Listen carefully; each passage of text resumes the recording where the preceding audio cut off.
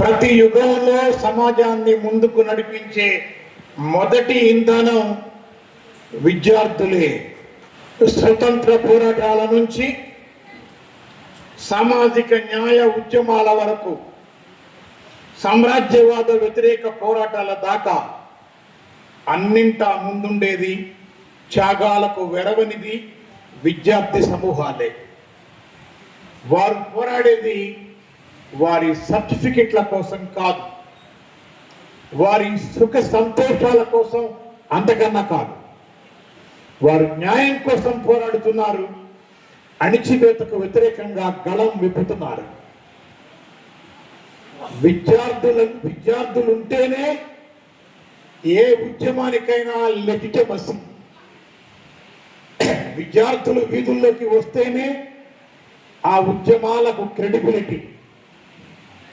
అవినీతిమయం అయినప్పుడల్లా విద్యార్థులదే ప్రభుత్వాలను మార్చే రెస్పాన్సిబిలిటీ కూడా. సామ్రాజ్యవాద వ్యతిరేక సాంఘిక రాజకీయ ఆర్థిక పోరాటాలకు 1919 మే 4న చైనాలో జరిగిన విద్యార్థి ఉద్యమం ఎలా ఊటమిచ్చిందో మేము ఆ రోజుల్లో తెలుసుకున్నాం, విన్నాం. ఇదంతా షాండాంగ్ ప్రావిన్స్ తో మొదలై సామ్రాజ్యవాద వ్యతిరేక, భూస్వామ్య వ్యతిరేక, ప్రజాస్వామ్య అనుకూల భావజాల వ్యాప్తికి దారితీసి 1921లో చైనా కమ్యూనిస్ట్ పార్టీ స్థాపనకు దారితీసింది. మే 4 నేటికి చైనాలో యూత్ డేగా నిలిచిపోయింది.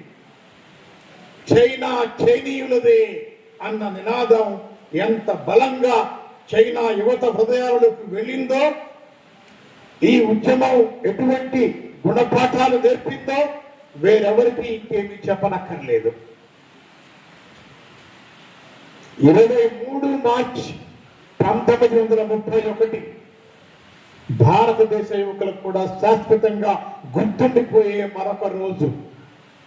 బ్రిటిష్ సామ్రాజ్యవాదుల గుండెల్లో రైళ్లు పరిగెత్తించి, శాండర్స్ ను మట్టు పెట్టి, రాజ్గురు, సుఖదేవ్, ఆజాద్ లాంటి యువ కిషోరాల ముందు నిలబడి ఉరికంబం ఎక్కి భారతీయ యువ హృదయాలలో చిరస్థాయిగా నిలిచిపోయిన భగత్ సింగ్ అమరుడయ్యే నాటికి 21 ఏళ్ల విద్యార్థి.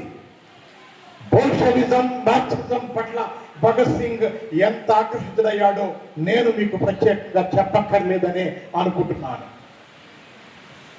మే 68 ఫ్రాన్స్ విద్యార్థులు సాగించిన ఉద్యమం జాతీయ స్థాయి విప్లవంగా ఎలా మారిందో మనకు తెలుసు. యూనివర్సిటీలను ఆక్రమించి, పోలీసుల ఆజ్ఞలను ధిక్కరించి, బ్యారికేడ్లను ధ్వంసం చేసి 10 మిలియన్ల ప్రజలు సార్వత్రిక సమ్మెకు బాటలు వేసిన ఘనత ఆనాటి ఆ విద్యార్థి ఉద్యమానిదే.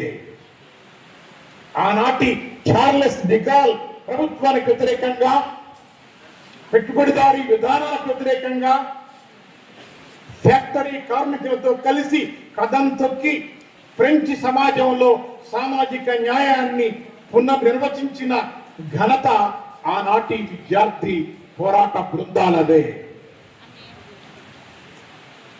దక్షిణాఫ్రికాలో వర్ణ వివక్షకు వ్యతిరేకంగా సాగిన ఉద్యమాలు, యాంటీ అపార్థైడ్ మూవ్మెంట్స్, నల్లవారికి బాసటగా నికరంగా నిలబడిన చరిత్ర అక్కడున్న ఆనాటి విద్యార్థులదే.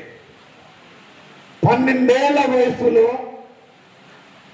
హెక్టర్ పీటర్సన్ 16 జూన్ 1976న సొమెటో తిరుగుబాటు, ఆపై సాగిన ఊచకోతలో పోలీసు కాల్పులకు బలైన చరిత్రని మనం గుర్తుపెట్టుకోవాలి.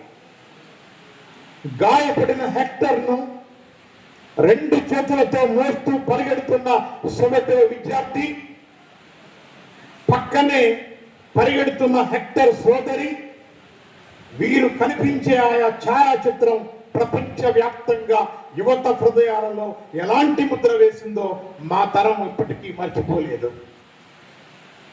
68లో National Autonomous University of Mexico UNAM, National Polytechnic Institute సంస్థల విద్యార్థులు ఎంతటి భారీ ప్రదర్శన నిర్వహించారో మేము విన్నాం. మెక్సికన్ ఆర్మీ పోలీసులు దాన్ని క్రూరంగా అణిచివేసి 300 మంది విద్యార్థులను పాశవికంగా పట్టణ పెట్టుకున్నప్పటికీ we don't want Olympics, we want revolution అన్న రణ నినాదంతో ప్రజాస్వామ్య పునరుద్ధరణ కోసం సాగిన ఉద్యమంగా విద్యార్థులు లిఖించిన చరిత్రగా అది నిలిచిపోతుంది. అలాగే జర్మనీలో జూన్ 2, 1967న వెస్ట్ జర్మనీ యూనివర్సిటీ విద్యార్థి బెన్నో ఓహెన్సర్గ్ తలలోకి తూటాలను వెస్ట్ బెర్లిన్ పోలీసులు దింపి చంపినప్పుడు జర్మన్ వామపక్ష విద్యార్థి ఉద్యమం ఎంతగా స్పందించిందో మనం తెలుసుకోవాలి, ప్రేరణ పొందాలి. Movement of second June group గా 1971లో విద్యార్థులు స్థాపించుకోవడానికి, జర్మన్ వామపక్ష విద్యార్థి ఉద్యమం బలపడటానికి అది కారణభూతమైంది. 2008లో విడుదలైన జర్మన్ చారిత్రక చలనచిత్రం ద బదార్ మైహూఫ్ కాంప్లెక్స్ లో ఈ విద్యార్థి నాయకుని మరణ దృశ్యాలను మనం ఇప్పటికీ వీక్షించవచ్చు. అది చూస్తే ఇప్పటికీ మనం కదలిపోతూనే ఉంటాం. మరొక మే 4